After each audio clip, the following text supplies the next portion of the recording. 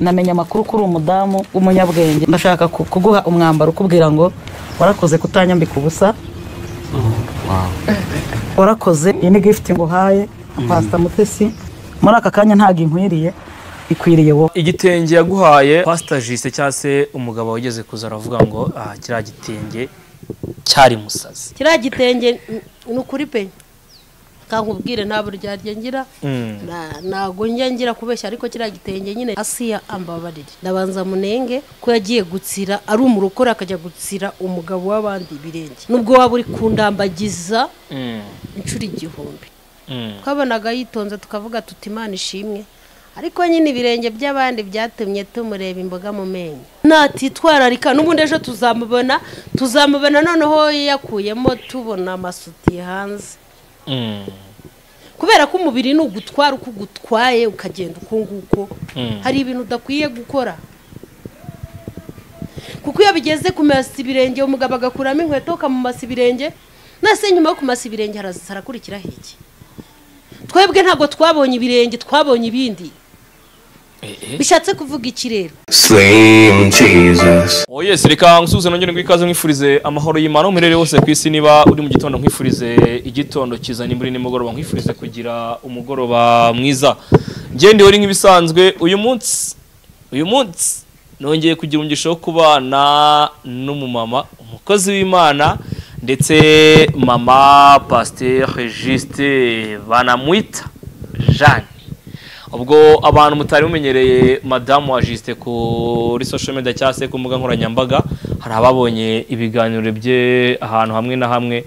Uyu munsi nanjye ndamuzanye kuri kamera ngo tuganire nyuma yuko yibarutse umwana w'umukobwa mwiza cyane wenda sinzi nimba ari we bucura cyangwa se ari we wenda uzakurikira bucura bwaraza kubitubwira mu kiganiro ndetse nanamubaze kubijyanye n'abo bahoze iminsi bavuga muri social media ndetse tunaganire niba koko Asiya wa Inzawe cyarakwiriye kwakira uwitwa Pastor Claude na Bosco Empire mu rugo rwe nyuma yuko avuzweho biriya bintu byose ndetse nanamubaze ngo ukwabuki kwa Mutesi kumeze gute. Nuko ninjiye mu kiganiro reka musuze mubwira ngo amahoro y'Imana abane nawe. Urakoze. Umeze ute? Meze neza. Uraho uragumye? Yego ndashima Imana. Yego urashima Imana. Kandi amono n'uwi wacu. Ndashima Imana ntacyo. Jaba amono n'uwi wacu. Nta kibazo. Aja n'uno musiramu kazi. Ndashima Imana aba yarago ndi umusiramu ngewe nta nibyo nzi. Yego. Uri umurokore? Uri umupene. Gusa nasomye ijambo rimbwira ngo mu itorero ryose cyangwa se indirimbo ivuga ngo umuntu wese mu itorero arimo abe uwejejwe muri ryo cyangwa se na torero na rimwe rizaburamo umugeni sibyo wa Kristo cyangwa se w'Imana buri muntu wese bitewe n'imyemerere ye ngewe ndamwubaha. Yego waribarutse ufite akabebe gatonya nyuma yo kwibaruka ubuzima bumeze gute mama Pasteur? Ndashima Imana narabyaye mfite umukobwa ndashimira Imana yamumpaye ndashima Imana yabaye mu ruhande rwanjye kubera yuko ibintu byose ku buzima bwanjye nge mbikesha Imana. Yego Baretse kuganira n'umutware ambwira ko ameze nabi arwaye muri iki gihe cy'uburwayi cy'umutware w'urugo mwe mumeze mute cyase reka nibaze ngo umwana w'uruhinja abaye ati turaho turashima ibindi bintu byose ugomba kwikaruma nk'umubyeyi kubera ko iyo werekanye ko watsinzwe n'abana baratsindwa. No mpamvu rero ubundi y'umubyeyi bikagucanga ntiwikarume n'abana baratsindwa. Noneho ari ikindi kintu wirinda kwerekana ubwoba mu bana. Umutwara ararwaye nibyo ariko kandi nanone ikintu cyaze nuvuga ngo ikibazo cyaje nta kindi kintu wagikoraho uretse gusenga Imana ikagufasha muri ubu buzima tunabamo bunagoye. Wirinda gucika intege kuko icikiye intege imbere y'abana nabo imbaraga zabo zirashira. Bicike imbaraga imbere y'abana nabo intege zabo zirashira bisaba gukomera kugira ngo nabo babashe gukomera. Nimba ubona nta gisubizo ufite ukajya babwira uti mukomere mwihangane mukanya turi bubone igisubizo kandi n'ikitabonaboneka mureke dusenga Imana iri bubikore. Tutangira ikiganiro dusenga twatangira tudasenga undi ninjire mu kiganiro cyanjye neza. Urakoze. Ariko mara gusenga we n'abantu nimero ya telefone ari abantu bashaka kwifuza kuvugisha kugisha inama n'indi bigiye bitandukanye dore ko nta wamenya ahisi bucya yerekeje. Urakoze. Turagushimye Mana turaguhimbaje tugushimiye neza yawe n'urukundo ugira izina ryawe nirahabwa icyubahiro tugushimiye ko abanye natwe mu minsi yose yatambutse Mana y'amahoro n'amasezerano ukaturindira kuri isi isigoye siteye ubwoba isirimwo byinshi bigoranye waraturinze turagushimiye ngaho gomeza kubana natwe kandi mwami tugirire neza kiganiro tugiye gutanga uyu munsi reka kibi cyo gukomeza abantu bawe kandi imbaraga zawe ziboneke kuri cyo umuntu wese udukurikiranye agubwe neza amahoro utanga abe mu mutima we kugirirwa neza n'imbabazi zawe hagati muri twe senze nize izina rya Yesu amen. Amen. Umuntu ushaka kwifuza kuguhamagara cyangwa kuvugisha kugisha inama ndetse n'inyunganizi ku kiganiro twakoranye yakubona kuyihe nimero mu mapasiteri? Sorry mumbabarire ndasa n'urwaye inkorora ariko nago biri bimbuze ko bivuga. Yego. 078 51 30 200. Yego. 078 51 yego 30 200. Yego. Imana niduhama umugisha. Amen. Ubwo umuntu akifuza kukwandikira kuri WhatsApp akifuza kuguhamagara ya nimero niyo akoresha mu buzima bwe bwa buri munsi. Ubwo kuri WhatsApp ntabwo mboneka. WhatsApp bakandikira ubwo bazajya baguhamagara kuri phone ukira kuri WhatsApp bandikire kuri nimero y'umutware. Yego. Nimero y'umutware bashaka kwandikira kuri WhatsApp ni kangahe? Ni 07 8 27 22 137. Ubwo abantu bashaka kumubura kuri telefone ndabizi ko ari abantu bamwe na bamwe bakunda gukoresha ama WhatsApp wakoresha iyo nimero y'umutware we ukaba wayimwandikira kuri WhatsApp dore ko utumye nyir'urugo nkeka soza ubutumwa yego ubwo bari mu rugo bose. Yego.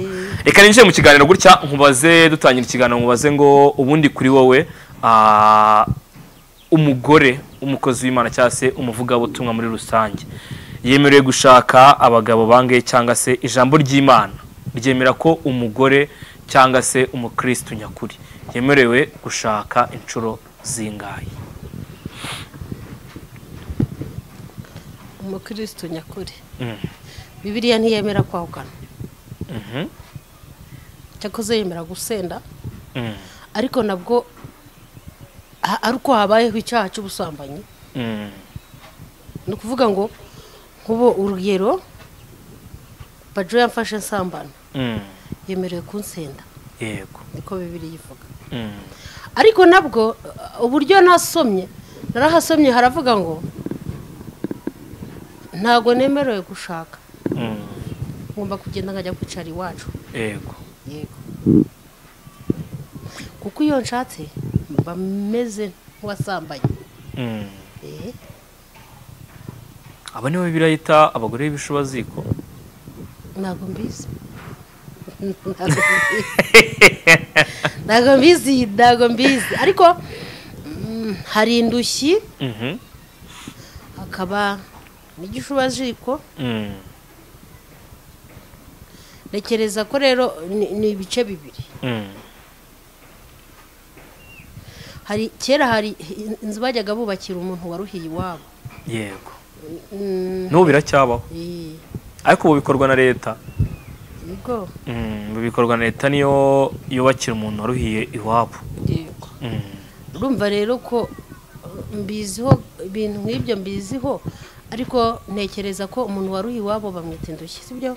Hanyuma wahukanye ntago nzinga igishubaziko nimba ari uwahukanye ahubwo nimba cyangwa ari uwavuye mu rugo ku kinyarwanda cy'ubu tuvuga kunanirwa n'urugo cyangwa se urugo rwarakunaniye tubyita gusenya ariko nanone gusenya ibintu wubatse nubwo gusenya byihuta ariko birababaza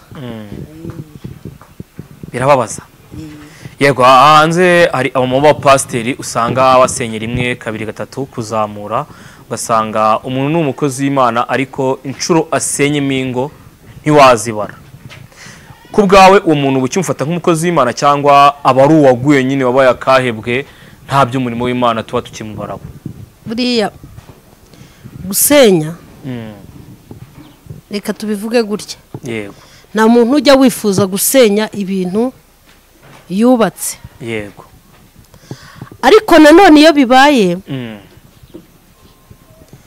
uwo muntu yagakwiye kureba neza akareba nimba ari ufite ikibazo yasanga afite ikibazo ari we kiriho akabireka kuko n'ubundi umunyarwanda yacu umugani aravuga ngo ubuze imfura ati bihekwa bishatse kuvuga ko ushobora gushaka numva nejo ukongera ugashaka nejo bundi ukongera ariko bikarangira bigize gute bikunaniye rero niyo mpamvu umunyarwanda yavuze gutyo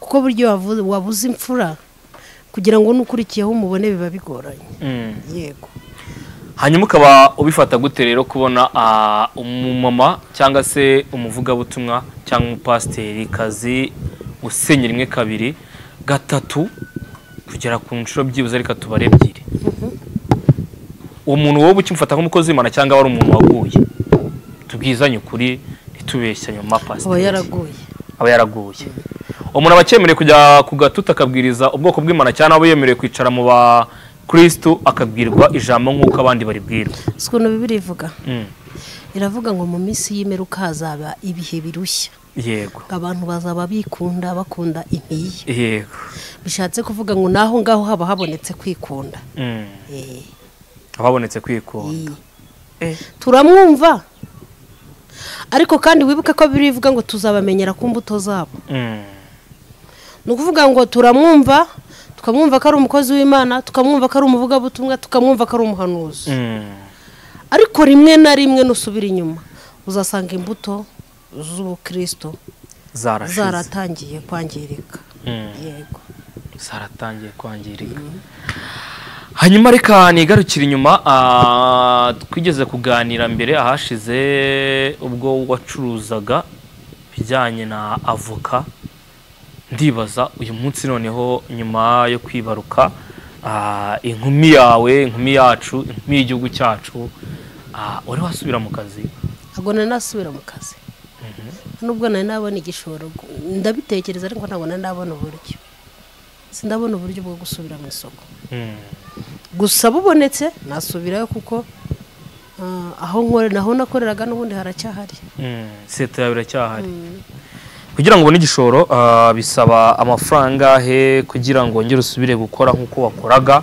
ndetse wongere bizinesi yawe iraninge nk'uko yaraningaga mbere uzi ngewe ntago uko nguko ariko nabivuga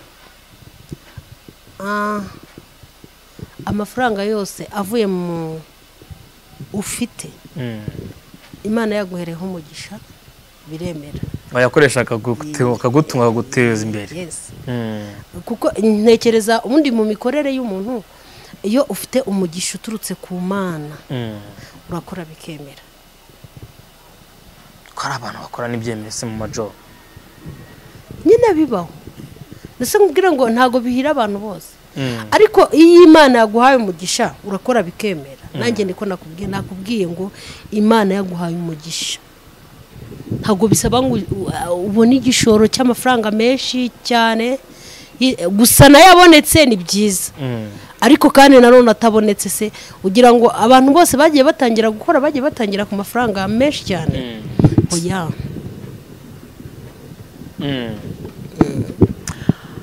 hanyuma ubwo bivuze ngo uko washobora kose ubwo igishoro cyose wabona we wakisubirira gukora nta ribi. Amafaranga yose amajo 2,000 ntabwo byagusubiza nyine gukora. ubwo se wowe urukumva nyine 2 ni iby'ikiro cy'umuceri kivamo se cy'umunani agasago kadesi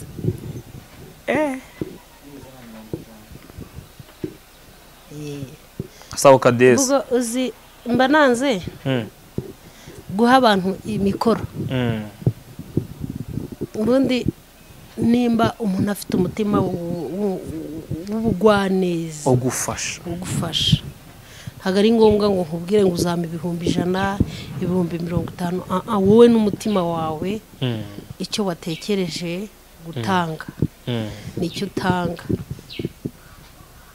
njyewe njya mbyemera ko umutima w'umuntu ushobora kwiyumvamo gutanga ugatanga. ntabwo ari ngombwa ngo mvuge ngo ni inote ngo ni amafaranga 2,000 n'ibihumbi 50 se ahubwo wowe n'umutima wawe na miliyoni uyimpaye nayikoresha n'ebyiri uzimpaye nazikoresha n'ibihumbi 100 bimpaye nabikoresha. nicyo mbashatse kuvuga. bivuze ngo ijambo ry'Imana riravuga ngo abo tujyana gutabarana nibo tuzatahana ubwami bw'ijuru. Yes, nibo tuzagabana umugisha.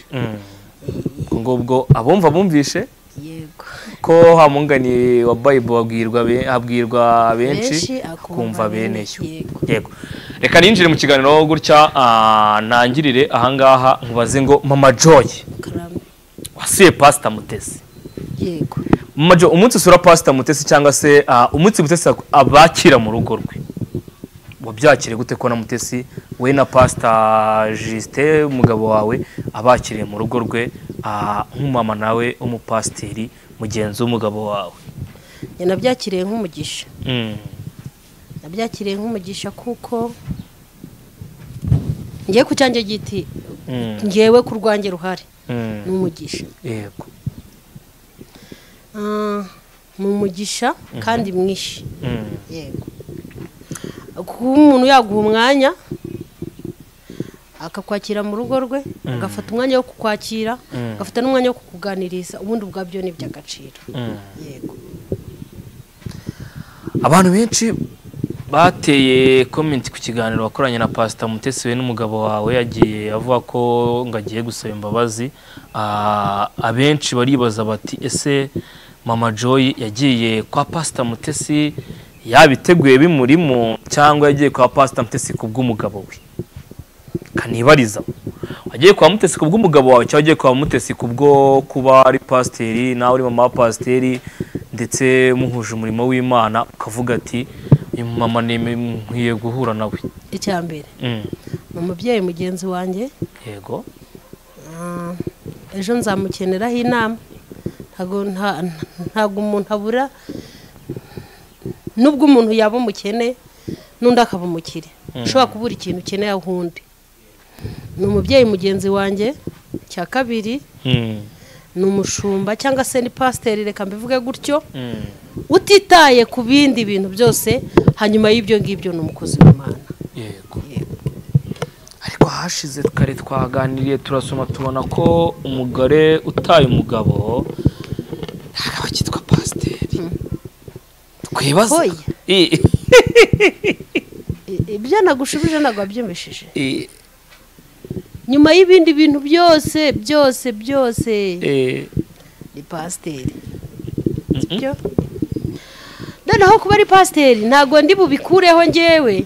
ibyo navuze nibyo Bibiliya ivuga. Yego ariko mu minsi y'imperuka hazabaho ibigihe bigize gute birushye. wenda wasanga kuri uyu munsi naye byaramugezeho bikamurushya. Sibyo ariko noneho tunamugarukire nimba bimuruhije se yakora iki? none se reka nanjye nkubaza. Bibiliya iravuga ngo n'imifatiro zishemwe umukiranutsi yakora iki? Arasenga. Niko Bibiliya ivuga. Sibyo yakora ibintu birindwi. Biravuga ngo azasenga birindwi byo ntabyo nzi. Fatiro zisengwe urasenga. ukagerageza kurwana no gukiranuka ariko nanone iyo byanze ukora wowe cyakubera ubunyangamugayo cyambere nubwo yashenye ariko nanone ntago nanone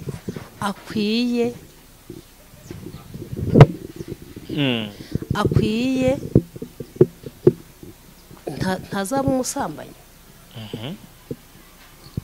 hari igihe umubiri wawe ushobora kukunanira ukavuga ati kugira ngo nzajye gusambana ndi pasiteri reka nshake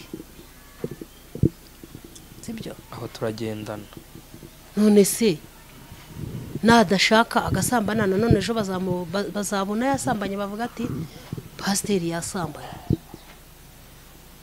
uruhande rumwe ngenda mwumva 100%. Gusa ikintu nongera kuvuga ndamusengera ku Mana nkavuga ngo Imana izamuhe gukomera ndetse no gukomeza urugendo. Yego. Kubera ko babyita kubaka. Kantu ntago njya mvaho ntakavuze mvuze kubaka.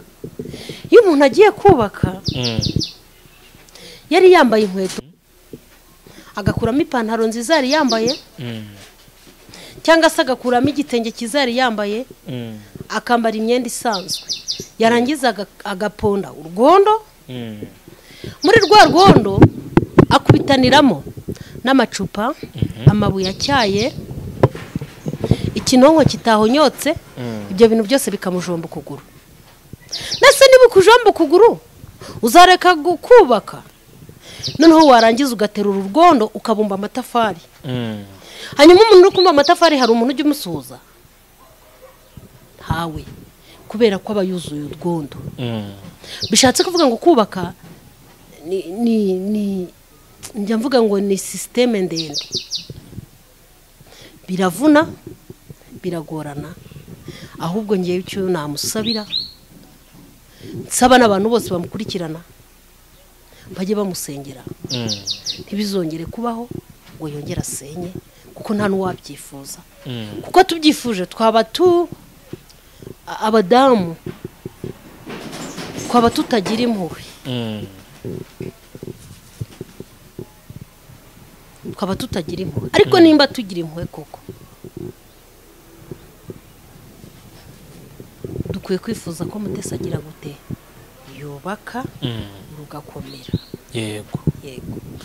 Hanyuma Mama Jo ubona urugo rwa Mutesi yubatse cyangwa se urugo yashatse muri iyi minsi yashize, ubona abenshi barutega akatara rutega kavuga bati uru rugo nta ruhari, abandi bati uru rugo nirwo bakitse kabiri, ubu bibereye mu kwabuki Dubai. Reka twibaze wenda ngo baze wenda wowe nk'umama wenda we wanahuye na Mutesi ndibuze kubaza n'ibintu byinshi kwa mwarahuye ndetse n'uburyo wamubonye n'uburyo wamufashe. Nibaza ahangaha uyu mama kuba waramubonye wenda mwaraganiriye, ubona byibuza uburyo wamubonye muri shusho wamubonyemo ubu ngubu akaba yarashatse umugabo, ubona uru rugo rwiwe ruzubakika cyangwa rushobora kuzasenyuka nk'uko abantu baruteza iminsi? Twavuze kukubaka. Iyo umuntu ari kubaka nakubwiye ngo ahura n'ibintu byinshi, ahurira n'ibimutema n'ibimusharatura. Bishatse kuvuga ngo mu rugo habamo ibintu byinshi. Nasabaga umugabo yubatse, umugabo bagiye gufatanya kubaka, ubwo wasabaga Fredin. Yes, Fredin ngo nawe ndetse na Mutesi bombi uko ari babiri nibo bagize urugo. Hanyuma nimba ari bo bagize urugo babashe kuzihanganirana, nibihanganirana bazubaka. Ariko nibatihanganirana Satani akabatera nabo bakitera. Ibyo ntibibaho. Bishatse kuvuga ngo kubaka biravuna ariko gusenya biroroha. Nimba gusenya byoroha rero ndabasaba bombi bagerageze bubakane, umwe yubaka undi n'undi yubaka undi, kuko gusenya nta wabyifuza. Hanyuma abo bamutega iminsi, uyu munsi baragutega ukabisimbuka, ejo bakagutega ugasimbuka, bakagutega ukwezi ukakurenga, bakagutega icyumweru ukakirenga ari mu kwa buki nibyo ariko anite no mu gusenga nge niyo fondasiyo namuha yego fondasiyo namuha ni ugusenga fondasiyo namuha ni ukwiyegereza imana ari ukuntu ushobora kubona uri mu kwa buki wishimye cyane ariko namubwiraga ngo cyane cyane uko kwezi kwa buki kubamo akubemo anasenga abiragize imana ayibwire ngo uzandinde umubabaro ikindi gihe nge nibyo ntekereza ni nabyo numva ni nabyo nakamwifurije kubera ko birababaza ubundi birababaza ngewe ntago njya nkunda kuza muvuga iyo namuvuzeho birambabaza yavuze kuri Pastor Mutesi kuko ntago njya nkunda kuza mvuga ku bantu cyangwa se ku mubyeyi uriya mubyeyi ndamukunda by'umwihariko aho ari nagubwe neza ndamukunda umuntu wakwambitse ntago waza umuvugaho ngo umwambike ubusa ariko ngewe nkanjye ku giti cyanjye ndifuza ko Imana yazamwubakira kandi nawe aho ari nankurikirana anyumve neza abwira Imana ngo Mana uzambabarire sinzongera guhura n'umubabaro wo gusenya ko gusenya si ikintu gusenya ntiwabyifuriza umuntu wawe gusenya ntiwabyifuriza inshuti yawe gusenya birihuta ariko kubaka bikavuna yego gusenya birihuta ariko kubaka bikavuna igitenge yaguhaye Pastor Jise cyangwa se umugabo wageze kuza aravuga ngo kiriya gitenge cyari musazi kirimo mucaho kwibariza iki kintu kuvuze ko ukunda Pastor Mutesi kandi niyo muvuzeho ubabara n'abamuvuzeho nabi ukaburakara ibintu Jise yavuze ko igitenge Pastor Mutesi yaguye ari musazi byo wabyakito cyangwa se cyagitenge cyari musazi koko cyari igitenge cyiza gikwiriye mu mama bo nubwo cyaba musazi ndamushimira kiriya gitenge cyatumye ngira ibindi bitenge sinambaye ubusa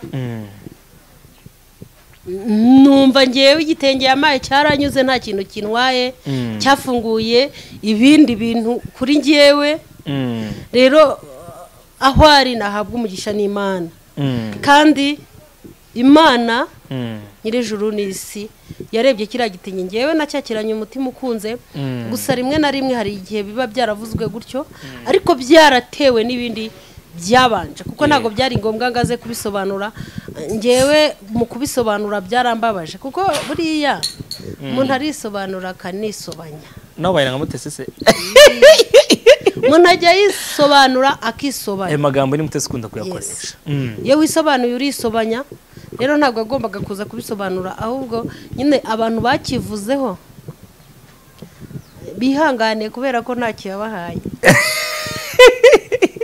kiriya gitenge ni umugisha kuri njye kuko cyafunguye ibindi bintu byinshi ntabwo ndibuvuge ngo nta kintu cyazanye igitenge cyazanye ibindi bitenge inyuma yabyo ubwo Jiste wari waraje avuga ko cyari musazi yihangane ntabwo uhuje nawe ntabwo nahuza nawe wewe kondera Mutesi nakumvisha njye ntabwo nabyemera kiriya gitenge ni ukuri pe kankubwire nta buryarya ngira ntabwo njya ngira kubeshya ariko kiriya gitenge nyine ni icyanjye ni ugomba kucyambara ntabwo ubundi abagabo bazi ibitenge ntabwo abagabo babizi ibitenge ngo yaramusuzuguye sha ngo nsore shanga umugore ngo ampere umugore igitenge ngewe ku rwanjye ruhare Mutesi ndamushimiye yarakimpaye kandi nabonye ibindi yakimpaye yafungurira umugisha wo kwambara kandi koko yarawufunguye turekane n'abantu bavuga ngo yarabahaye ngo bagira ngo nimba ari iki ngo yabateye umwaku batera umwaku ngewe ntabyo nakemera gusa ngewe iyo umuntu avuze ngo umuntu atera umwaku n'ubundi ubwo n'ubundi busanzwe bufite bivuze ngo buriya Jiste umwaku yarasanzwe awifiteho barawumuteye ngo yatewe umwaku na Pastor Mutesi sha rero nimba aramuteye umwaku n'ubundi yaraho ngo yatumye akena gatuma agira ate ntabwo ari icyo kibazo cyabonetse ahubwo nyine yavuze Mutesi nabi abantu bamuvaho abantu baramwanga yes ntabwo rero ikibazo cyabaye Mutesi ahubwo nyine ikibazo cyabaye we mukebajya uyirenza urugo. yes ntabireke kuvuga Mutesi ubundi aramuvugaho iki ko ubundi hari ijambo rivuga ngo uramvugaho iki ko Imana yamvuzeho byinshi rero yagakwiye kurekera yego narekera ahubwo ndetse se ko ari umuntu wanjye arabizi nibyo navuga nabivuga nca ku ruhande kubera yuko ni umuntu wanjye pe yaranyambitse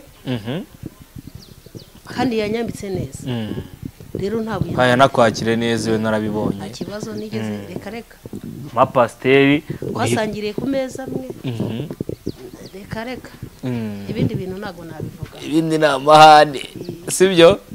Hanyuma ejo bundi nagiye ko mbona umutware wakoze ikiganiro yisabira imbabazi Mutesi aravuga ati harabona ko babaje hari byinshi nakoze bitakunejeje musabye imbabazi mbikuye ku mutima. Aramubwira ngo nibishoboka azemere bongere bicarane.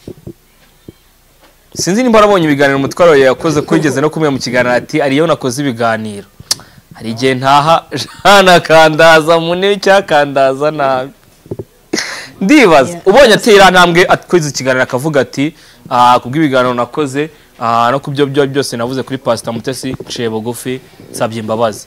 Wabyakira ute nk'umukristo ndetse nk'umugore wa Pastor Juste? ubundi ubu buzima dutuyemo duhora twihana cyangwa se dukwiye guhora twezwa sibyo?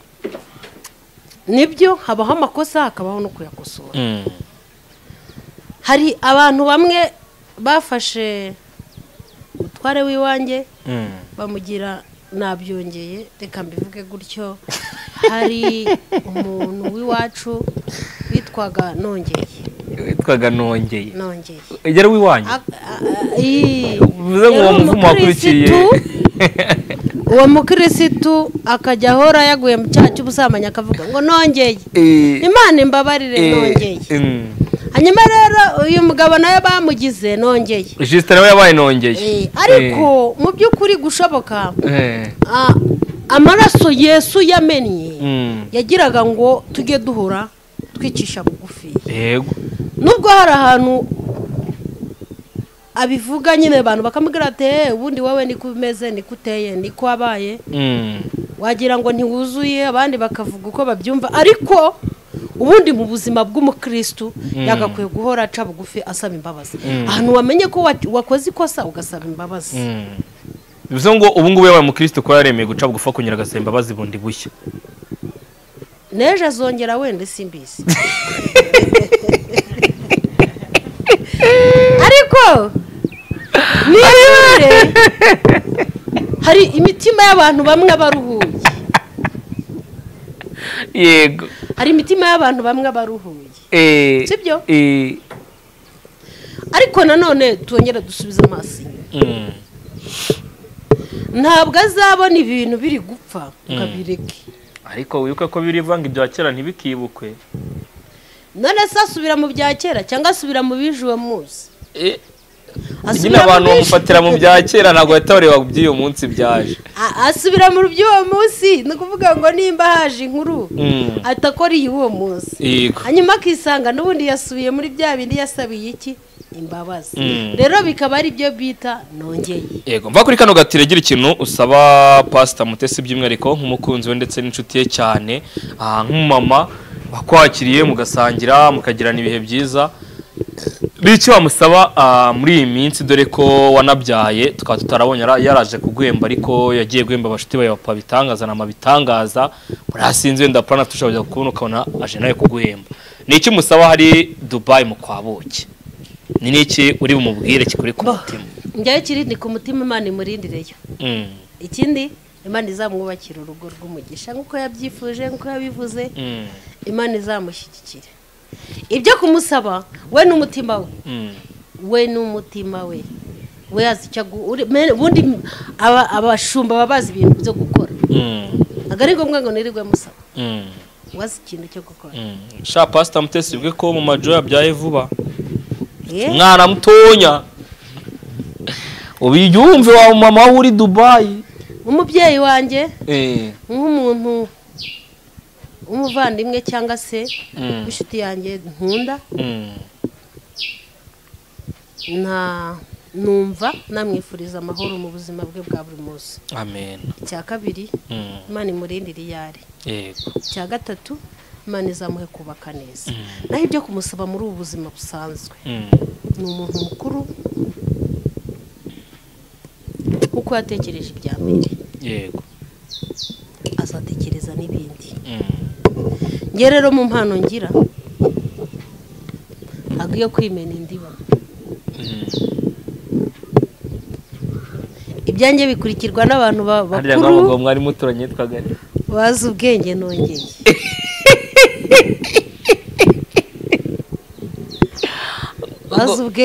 bazi ubwenge. Ubwo rero nimba abantu bankurikira bazi ubwenge bagomba no gukora ibyo imitima yabo n'ubwenge bwabo bahereza. Sibyo? Yego. Kuko nta mpamvu umuririmbyi yararirimbye aravuga ngo gutaka cyane siko gutabarwa. Ariko ntatse gake unyumva ari bunyumve kenshi. Yego. Nakamusabye ibintu byinshi kuko umutware wanjye ararwaye, mfite abana mu rugo bari kwiga, ariko ntago ariko bimeze, ahubwo nabwiye abantu bakuru bafite imitima bafite n'ubwenge badukurikiranye rero gukora barabishoboye. Yego. Bw'abantu muri kumva nyine mwumvishe ari ikintu buriya umubyeyi avuga yakigeraho kumva ko ari ikintu avuzemo. Yego. Ubwo abakunzi banjye ari nabo bakunzi bawe ari nabo bakunzi bacu batwumvire hose icyarimwe kandi ugira umutima ufasha Imana igimuha kandi namukubiri. Amajoreka nikomereza ariko nsa nk'umuntu ugenda agana ku musozo wa kino kiganiro nkibarize nti ese wakiriye gute kubona mama Asiya umugore wa Pastor Theogene Inzahuki yakiriye Pastor Claude mu rugo rwe? Abantu benshi bafataga nkaho ibi bintu bitazigera bibaho mu mateka, ariko abantu bakabona Asiya yakiriye Pastor Claude mu rugo rwe. Yego. Icya mbere ndavuga kuri aka kantu gato ariko Asiya ambabarire. Ndabanza munenge ko yagiye gutsira ari umurokora akajya gutsira umugabo w'abandi birenge. Hamurokore nubwo waba uri kundambagiza inshuro 1000. Yego. Yarakosheje ahangaha. Ako nakaretse nanakarekeyeho. Pasiteri Claude nimba yarabikoranye umutima ukunze ni sawa, nimba nta bindi bintu agiye kugerekaho. Kuko hari ibindi bintu maze kubabonaho abantu baba YouTube umuntu aragusura ariko akagutotora. Nimba rero nta bindi bintu biriho Imana imuha umugisha, ariko nanone nkabwira madamu Asiya nkamubwira ngo abe maso kuba umukristo agari ibintu byoroshye. Yego. Numumama twese dufatiraho icyitegererezo twabonaga yitonze tukavuga tuti Imana ishimwe, ariko nyine ibirenge by'abandi byatumye tumureba imboga mu menyo. Yego.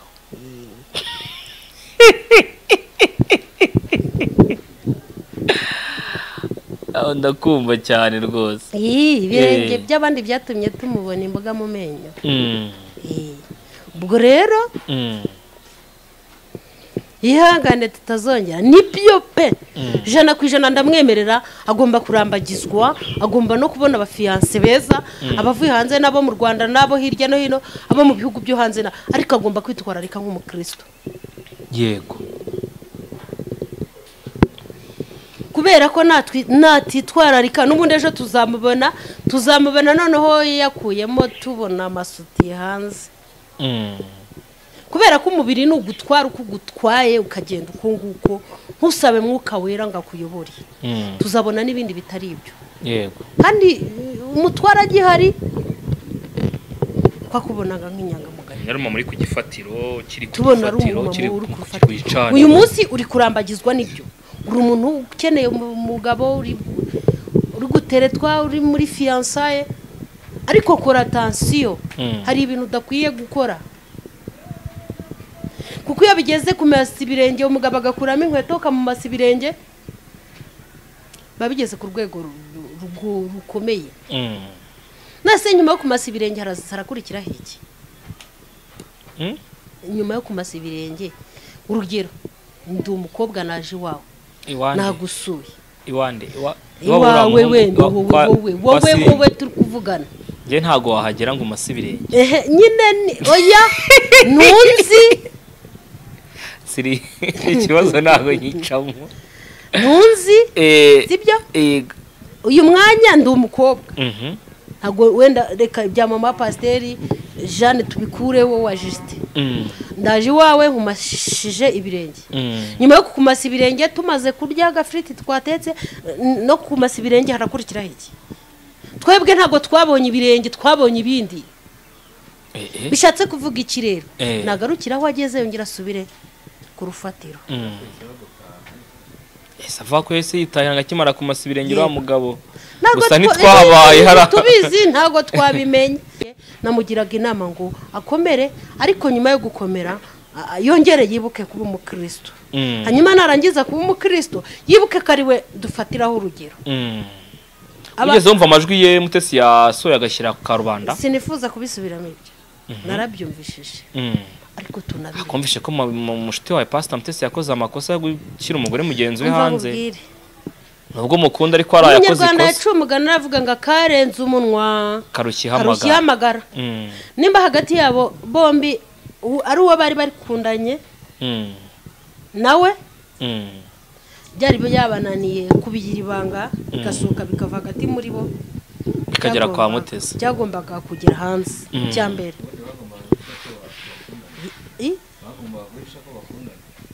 nabyo ariko bibaye ngombwa babihisha bagasha ko bakundana nabyo bishobotse mwabihisha mubona hari ikintu bishobora kuzabyara kitari cyiza mwabihisha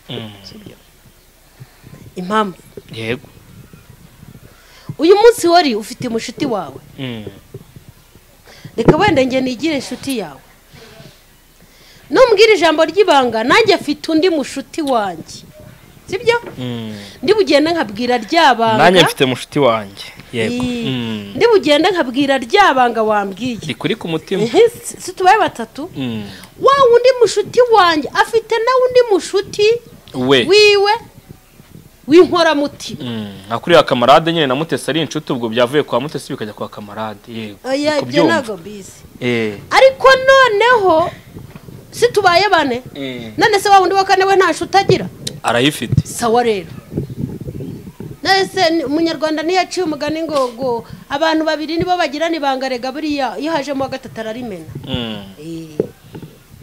ibanga ni irya babiri iyo hajemo wa gatatu ararimena araryangiza mpamvu haje Mutesi shaka ryangiza ibanga ntago mbizi akaba rimenya hanze uya mugore yitwa Mutesi ara ntago wabaye intwari ariko kubera iki Mutesi ara wakoze amakosa Mutesi ntuzongere kumena amabanga y'abagore bagenzi ba bira nikosa ubwiwe n'iki kari wese wari none se kare warekuye amajwi hari undi muntu yarekuye wenda Mutesi reka murengere baramubeshyera wasanga nawe yarayakofashe amakuru avuga ko ngo amajwi yarekuwe na Marene wa Pastor Mutesi ariko yarekuwe na Marene wasanga nawe yarabifasha na Marene wa Sia muri Canada nawe yigeze arekurwa na Pastor Mutesi abantu ngo bajya bashyira icyasha kuri Mutesi kandi ntigeze akora ari amakosa nyine umva nkubwiye urabana ano matelefone dukoresha manini ararikodinga umuntu ashobora kukuvugisha ukabirikodinga ukabihereza undi muntu wabyumvishije rero ntabwo uruhande rumwe biba ari amakosa ariko kandi yabaye se wabigenza gute ahubwo icyo gihe bisaba ngo twe gukomeza gukora amakosa kuyakora nkana yego rero noneho waruvuze ku cyapa Pastor Claude Pastor Claude nimba yaramusuye ari umutima w'urukundo nta kibazo Imana imuha umugisha ariko nimba nanone yaramusuye ari mu nyungu ze kugira ngo azabone kuntu abone ibindi binashyira hanze byaba ari kosa rikomeye ariko nimba ari bya bindi tujya tuvuga ngo dukoreye umugisha ariko mugari cy'Rwanda navuga kayica ihora iva mu kanwa ka nyirayo simbizi ntabwo mbizi mani muhe umugisha nibyo ndengeje kandi Asiya nawe mu kubakira nizere ko yitwaye neza kandi agomeze yitware neza. Jari kangare ku musozo w'ikiganiro cyanjye ngushimire n'abantu bose twabanye mu kiganiro cyanjye by'umwihariko mama pastor akoze kuduha ikiganiro cyiza, ikiganiro gishobora kugira umumaro buri wese, ndetse ikiganiro umuntu ashobora kumva akaba yagira inama atoramo wowe umunyarwandakazi, umukobwa cyangwa se umugore aho waba uherereye hose ku isi hose. Iki kiganiro nkeka cyo cyakwigisha, ndetse ni ikiganiro cyiza cyuzuye urukundo n'ubumuntu, ndetse gihugura, gitanga n'inama kuri buri muntu. Reka mbashimire, nshimira abo twabanye mu kiganiro cyanjye, abagabo, abagore, abari i Rwanda, abari hanze y'u Rwanda, abari mu mujyi wa Kigali, abari inyuma ya Kigali, mwese mukomeze kugira umunsi mwiza, mbifuriza n'icyumweru cyiza, mbabwira ngo ibiganiro byacu ni akagaruka.